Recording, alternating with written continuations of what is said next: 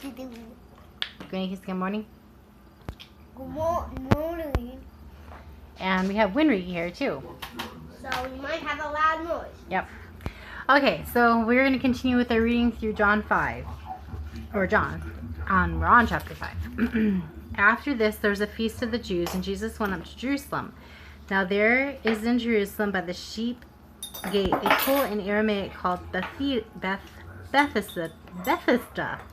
which is a 5-roofed colonnades. In these lay a multitude of invalids, blind, lame, and paralyzed. One man was there who had been an invalid for 38 years. When Jesus saw him lying there, and he knew that he had already been there a long time, he said to him, "Do you want to be healed?" The sick man answered him, "Sir, I have no one to put me into the pool, and the water is stirred up. And while I'm going another steps down before me. You know the game is here, so it's coming from there loud. Jesus said to him, "Get up, take up your bed and walk." And at once the man who was healed, and he took up his bed and walked. Now that day was the Sabbath, so the Jews said to the man who had been healed, "It is the Sabbath, then it is not lawful for you to take up your bed." But he answered them, "The man who healed me, the man who said to me, 'Take up your bed and walk.'" They asked him, "Who is this man who said to you, 'Take up your bed and walk'?" Now the man who had been healed did not know who it was, for Jesus had withdrawn, so there was a crowd in the place. Afterwards Jesus found him in the temple and said to him, "See, you are well. Sin no more, that nothing worse may happen to you." The man went away and told the Jews that it was Jesus who had healed him. And this is why the Jews were persecuting Jesus, because he was doing these things on the Sabbath. But Jesus answered them, "My Father is working until now, and I am working." This is why the Jews were seeking all the more to kill him, because not only was he breaking the Sabbath, but he was even calling God his own Father, making himself equal with God. So Jesus said to them, "Truly, truly, I say to you, the Son can do nothing of his own accord, but only do what he sees the Father doing. For whatever the Father does, the Son does." It's on your phone. Yeah, we did listen to this passage on my phone a couple weeks ago, or last week. Yeah, and the vacation. Yeah, that was when we listened to it. "For whatever the Father does, the Son does likewise. For the Father loves the Son and shows him all that he himself is doing, and greater works than these he will show them, so that you may marvel. For as the Father raises the dead and gives them life, so also the Son gives life, in whom he will. The Father judges no one, but has given all the judgment to the Son, that all may honor the Son, just as they honor the Father. Whoever does not honor the Son does not honor the Father, who sent him. Truly, truly, I say to you, whoever hears my words and believes him who sent me, he has eternal life." Truly again. That's what's written here. "He does not come into judgment, but has passed from death to life.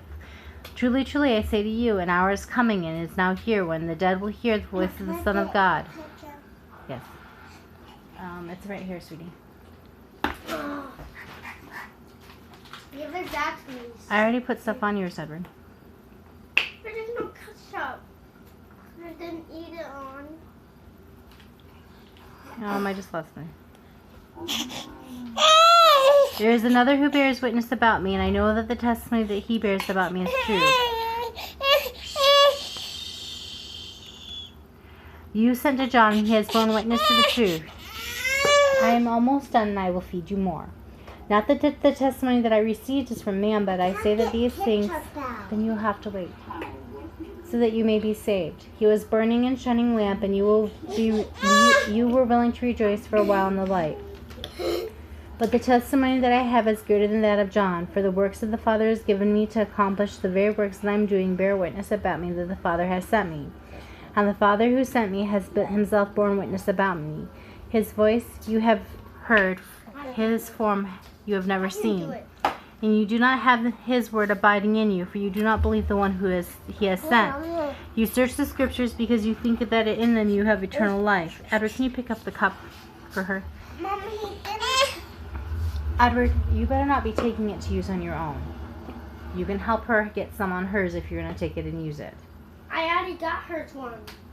Then why are you complaining? Because he just put it. That's how he got it out. When he used your spoon and spread it around. "Because you think in them and have eternal life, and it is they that bear witness about me. Yet you refuse to come to me that you may have life. I do not receive glory from people, but I know that you do not have the love of God within you. I have come in my Father's name, and you do not receive me. If another comes in his name, you will receive him. How can you believe when you receive glory from one another and do not seek the glory that comes from the only God? Do you not think that I will accuse you to the Father? There is one who accuses you, Moses, on whom you have set your hope. If you believe in Moses, you will believe me, for he wrote of me. But if you do not believe his writings, how will you believe my words?